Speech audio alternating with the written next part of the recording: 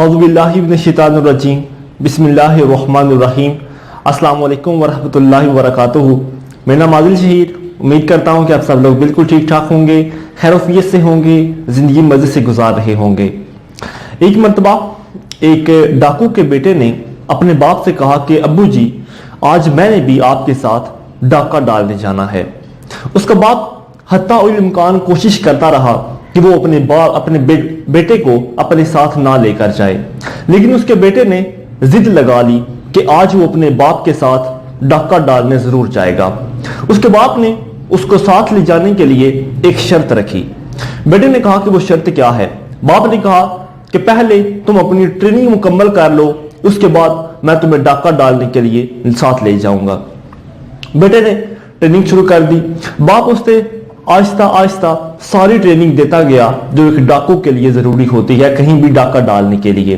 वक्त गुजरता गया, बेटा हर इम्तिहान में, डाके के हर इम्तिहान में आहिस्ता आहिस्ता पास होता गया। आखिरकार बाप ने अपने बेटे को कहा कि बेटा, तुमने डाकू के जितने भी इम्तिहान थे वो पास कर लिए, लेकिन एक आखिरी इम्तिहान रह गया है, उसके बाद मैं तुम्हें अपने साथ ले जाऊंगा और तुम भी मेरे साथ मिलकर डाका डालना। बेटे ने कहा कि वो आखिरी इम्तिहान कौन सा है? बाप ने कहा कि वो आखिरी इम्तिहान ये है कि तुमने 50 फीट की बुलंदी से छलांग लगानी है।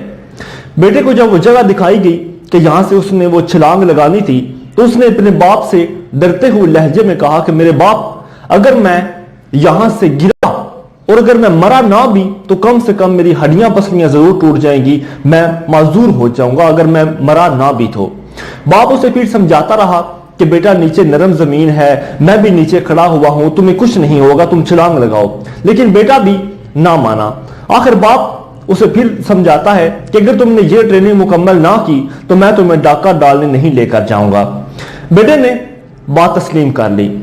बेटा ऊपर चढ़ा। उसने बाप के आसरे से, यानी कि बाप की कही हुई बात से, उसने 50 फीट की बुलंदी से छलांग लगा दी। नीचे गिरा।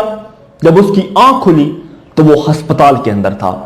उसके बाद उसके आंसू गिरने लगे और रोते हुए अपने बाप से कहने लगा कि मेरे बाप, ये कैसा इम्तिहान था कि जिसमें नाकामी वाज़े नजर आ रही थी।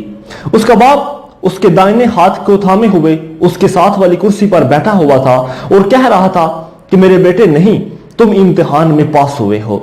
नाकामी सिर्फ इसलिए थी कि मैं तुम्हें यह बताना चाहता था कि जिस काम को तुम्हारी अकल या तुम्हारा दिल तस्लीम ना करे, उसको कहने वाला चाहे तुम्हारा बाप ही क्यों ना हो, उसकी बात ना मानो।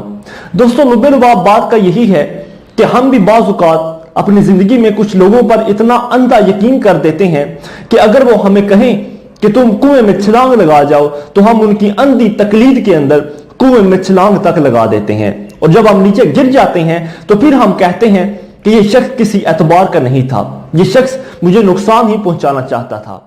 तो बात इतनी सी ही है कि जिंदगी में मौका हर किसी को दीजिए, लेकिन एतबार हर किसी पे ना कीजिए, क्योंकि कोई भी अपने माँ बाप के सिवा सगा नहीं होता।